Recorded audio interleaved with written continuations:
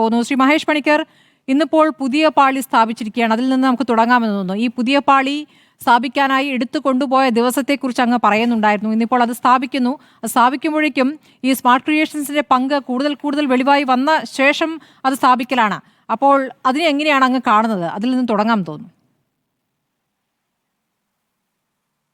അതെ, ഇതിനകത്തൊരു പ്രധാനപ്പെട്ട കാര്യം, നമ്മുടെ വിജിലൻസിന്റെ രണ്ടാമത്തെ റിപ്പോർട്ടിൽ ഈ പറഞ്ഞ സ്മാർട്ട് ക്രിയേഷൻസിന് സംശയാസ്പദമായ രീതിയിലാണ് ഇവർ ഈ സ്വർണം പൂശുന്നത്. ഈ കൊടുത്ത സ്വർണ്ണമല്ല അവർ ചെയ്യുന്നത്. അവരുടെ ഒരു ലിക്വിഡ് അവർ നേരത്തെ ബോംബെയിലും ബാംഗ്ലൂരും ഒക്കെ തയ്യാറാക്കിയ ഒരു ലിക്വിഡിനകത്തുള്ള സ്വർണം, അങ്ങനെ സ്വർണം എന്ന് പറയുന്ന വിശ്വസിപ്പിക്കുന്ന ഒരു സാധനമാണ് ഇതിനകത്ത് പൂശിയിരിക്കുന്നത് എന്ന് വിജിലൻസ് തന്നെ കണ്ടെത്തിയിട്ടുണ്ട്. അപ്പം സത്യം പറഞ്ഞാൽ ഇതൊരു SITയുടെ അന്വേഷണം കഴിയുന്നത് വരെ ഇത് തിരിച്ചു പിടിപ്പിക്കാതിരുന്നിരുന്നെങ്കിൽ വളരെ ഉചിതമായാണ്. കാര്യം SITയുടെ അന്വേഷണം കഴിഞ്ഞ് ഇതിന്റെ നെല്ലും പതിരും വേർതിരിച്ച് ഇതിനകത്ത് എത്ര സ്വർണ്ണമുണ്ടെന്ന് കണ്ടെത്തിയിട്ട് പിന്നെ വേണമായിരുന്ന ഒരു ദേവപ്രശ്നമൊക്കെ നടത്തി ഭക്തജനങ്ങളുടെ എല്ലാം സഹകരണത്തോടെ തിരിച്ചു പിടിപ്പിച്ചിരുന്നെങ്കിൽ അത് ദേവന് ഇഷ്ടമായാണ്. ഇതിനകത്ത് കുറെ പ്രൊസീജിയേഴ്സ് ഉണ്ട്. 3 രീതിയിലുള്ള പ്രൊസീജിയേഴ്സ് ഇവർ പാലിച്ചിട്ടില്ല. ഒന്ന്, ദേവപ്രശ്നം എന്ന് പറഞ്ഞൊരു സംഭവമുണ്ട്. രണ്ടാമത്, ഈ പറഞ്ഞ ഇതിനകത്ത് എത്ര സ്വർണ്ണം ഉണ്ടെന്നുള്ള കൃത്യത ഇനിയിപ്പോൾ എങ്ങനെയാണ് അത് കണ്ടുപിടിക്കുക? കാര്യം അത് ടെസ്റ്റ് ചെയ്യാനുള്ള ഒരു സാഹചര്യം ഉണ്ടായിരുന്നു, അത് പുറത്തായിരുന്നെങ്കിൽ. ഇപ്പോൾ ദേവന്റെ ദേഹത്ത് അത് പിടിപ്പിച്ച് കഴിഞ്ഞിട്ട് ഇനി അതിനകത്ത് ടെസ്റ്റിംഗ് ഇപ്പോൾ ഹൈക്കോടതി ആവശ്യപ്പെട്ട് കഴിഞ്ഞാൽ, അല്ല SIT ആവശ്യപ്പെട്ടാൽ അതൊരു പിന്നെ ഒരു അടുത്തൊരു ആചാര ലംഘനം എന്ന് പറഞ്ഞാൽ അങ്ങനെ അവർക്കൊരു എസ്കേപ്പ് ചെയ്യാൻ പറ്റും. പിന്നെ ഇതിനെക്കാട്ടിൽ അപ്പുറത്തൊരു കാര്യം, ഈ SITയുടെ അന്വേഷണം ഉണ്ണികൃഷ്ണൻ പോറ്റിയെ കൊണ്ട് പല സ്ഥലത്തും കൊണ്ടുപോയിട്ട് ഇതിന്റെ ഒറിജിനൽ, അതായത് നേരത്തെ മുക്കിയ സാധനം ഇവർ ഉരുക്കിയിട്ടില്ല, ഒരിടത്ത് ഒറിജിനൽ കിട്ടി, അതപ്പോൾ അവിടെ കൊണ്ടുവെക്കും. അപ്പോൾ ഇതൊക്കെ ഒരുപാട് ക്വസ്റ്റ്യൻസ് ഉള്ള സംഭവമാണ്. അപ്പോൾ ഇതിന്റെ ഒരു കാര്യം കഴിയുന്നത് വരെ അദ്ദേഹം ആദ്യം ആവശ്യപ്പെട്ട ദേവസ്വം ബോർഡ്, ഇപ്പോഴത്തെ ദേവസ്വം ബോർഡുകൾ ആവശ്യപ്പെട്ട പോലെ ഒരു 6 ആഴ്ച നിങ്ങൾ വെയിറ്റ് ചെയ്യൂ, 6 ആഴ്ച കഴിഞ്ഞിട്ട് ഞങ്ങൾ ഈ കാര്യങ്ങളൊക്കെ ചെയ്യാമെന്ന് പറഞ്ഞതുപോലെ ഇവർക്ക് സുഖമായിട്ട് 6 ആഴ്ച കഴിഞ്ഞിട്ട് ഇത് ഫിറ്റ് ചെയ്താൽ മതിയായിരുന്നു. ഇപ്പൊ തിടുക്കപ്പെട്ടത് ഫിറ്റ് ചെയ്തത് എന്തോ ഒരു അത്ര ഹിതകരമല്ലാത്തൊരു കാര്യമായിട്ടാണ് എനിക്ക് തോന്നുന്നത് പ്രാഥമികമായിട്ട്. കാര്യം ഇതിനകത്ത് ഒരുപാട് വിഷയങ്ങളുണ്ട്. ഈ കാര്യങ്ങളൊക്കെ തീരുമാനിക്കേണ്ട തന്ത്രി, ആ തന്ത്രം കൈകാര്യം ചെയ്യുന്ന ദേവന്റെ കാര്യമായിട്ട്, ദേവന്റെ ഒരു ഇതായിട്ടാണ്. അപ്പൊ അവർ ഈ കൊച്ചുകുട്ടികളെ പോലുള്ള ആൾക്കാർ അതിനകത്ത് ഇരിക്കുമ്പോൾ അവരെ തെറ്റിദ്ധരിപ്പിക്കാൻ എളുപ്പമാണ്. കാര്യം അവരെ ഇത് വെച്ചേ പറ്റൂ, അപ്പം അവരെ ഒക്കെ വെക്കാം.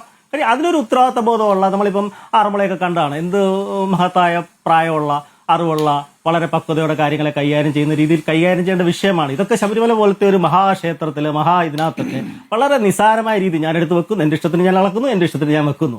അതിപ്പം കോടതിയുടെ അനുമതി ഉണ്ടാവാം, കോടതിയെ ഞാൻ അങ്ങനെയല്ല പറയുന്നത്. അതിനകത്തൊരു കുറച്ചുകൂടെ എന്താ പറയാ, ഒരു സമന്വയത്തോട്, കുറച്ചുകൂടെ ഒരു നിദാനതയോടൊക്കെ ഈ വക കാര്യങ്ങളെ സമീപിക്കേണ്ടതാണ്. ഇത് വിശ്വാസിയുടെ പ്രശ്നമാണ്. ഇപ്പൊ നാളെ ഇപ്പം കോടതി പറയുകയാണ് അതിനകത്ത് ടെസ്റ്റ് ചെയ്യണം, അത് എടുക്കണമെന്ന് പറഞ്ഞു കഴിഞ്ഞാൽ പിന്നെയും അത് ദേവനെയൊക്കെ അതിനകത്ത് വലിച്ചഴിക്കുകയല്ലേ.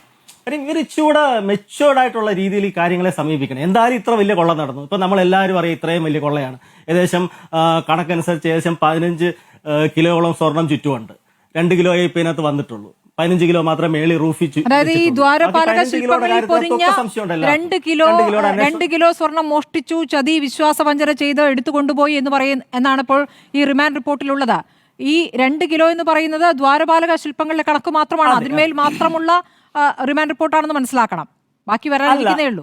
അല്ല, ശില്പവും അതിന്റെ ആ പറഞ്ഞ സൈഡിലത്തെ പാളി, ഡോറ് എല്ലാം കൂടെ, അതായത് ശില്പം, താഴത്തെ പാളി, കട്ടളപ്പാളി, ഡോറ്, സൈഡിലത്തെ തൂണളി, ഇദ്ദേഹം ഇളക്കി, അതായത് ഇദ്ദേഹം ഇളക്കിയെന്ന് നമുക്ക് അറിയാവുന്ന തരം. പക്ഷെ അവിടെ വഞ്ചിയുണ്ട്, 2.5 കിലോ ഉള്ള വഞ്ചിയുണ്ട്, 4.5 കിലോ ഉള്ള വേദികയുണ്ട്.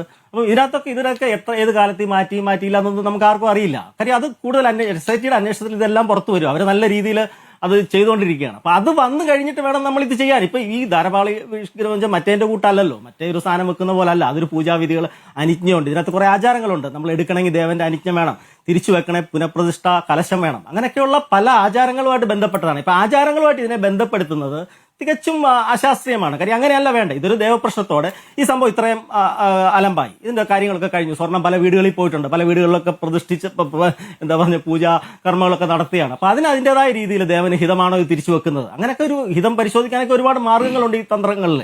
അപ്പം അത് ആ രീതിയിൽ തന്നെ ഒരു സംഭവമാക്കി അതിനൊരു പ്രായശ്ചിത്തമുണ്ട്. പ്രായശ്ചിത്തം, ഞങ്ങൾ ഇത്രയൊക്കെ പ്രശ്നം പറ്റി, ഇനിയെങ്കിലും ഞങ്ങൾക്ക് മേലിൽ ഇങ്ങനത്തെ അബദ്ധം പറ്റില്ല, അങ്ങനെ പറഞ്ഞുകൊണ്ട് ഒരു പ്രായശ്ചിത്തമൊക്കെ വിളിച്ചു ചൊല്ലി അങ്ങനെയാണ് അത് പ്രതിഷ്ഠിക്കേണ്ടത്. ഇതല്ലാണ്ട് നമ്മളൊരു എന്താ പറഞ്ഞ രാഷ്ട്രീയപരമായിട്ടുള്ള ഒരു നേട്ടത്തിന് വേണ്ടിയോ അല്ലെങ്കിൽ എന്തെങ്കിലും ഒളിപ്പിക്കാൻ വേണ്ടിയോ ഒക്കെ അല്ല ഇങ്ങനത്തെ കാര്യങ്ങളെ സമീപിക്കേണ്ടത്. ഇതിനൊരു വളരെ വളരെ നിദാനതയാണ്. കാര്യം തന്ത്രി ഇതിനെ കൺട്രോൾ വരുന്ന സമയമാവുകയാണല്ലോ ശ്രീ മഹേഷ്. അപ്പോൾ ആ സമയമാകുമ്പോഴേക്കും പുറത്തുനിന്ന് അടക്കമുള്ള, അതാണ് മറ്റ് സംസ്ഥാനങ്ങളിൽ നടക്കമുള്ള ഭക്തർ വരുന്ന സമയമാണ്. അതുകൊണ്ടായിരിക്കാം ഒരുപക്ഷെ വേഗത്തിൽ ആ പാളി അവിടെ പുനഃസ്ഥാപിച്ചത്.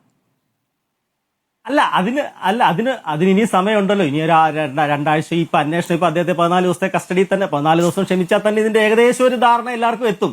കാര്യം ഇതെവിടെയാണ് ഇപ്പൊ സത്യം പറഞ്ഞാൽ ഇപ്പൊ അന്വേഷിച്ചിട്ട് ഇപ്പൊ 2 ധാരപാലകരെ പുതിയത് കിട്ടി, പഴയ നമ്മുടെ നേരത്തെ വിജയമല്യ സ്ഥാപിച്ച ധാരപാലകർ ഇപ്പൊ എവിടെയെങ്കിലും ഉണ്ടെങ്കിൽ അത് SIT അവർ കണ്ടുപിടിച്ചെടുത്തു കഴിഞ്ഞാൽ അത് ഇവരെവിടെ കൊണ്ടുവെക്കും?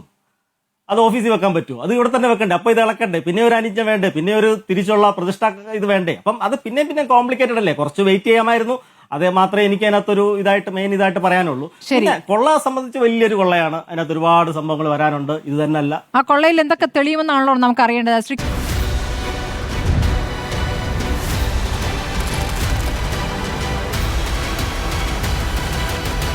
ഡിബേറ്റ് വിത്ത് സ്മൃതി പരുത്തിക്കാട്.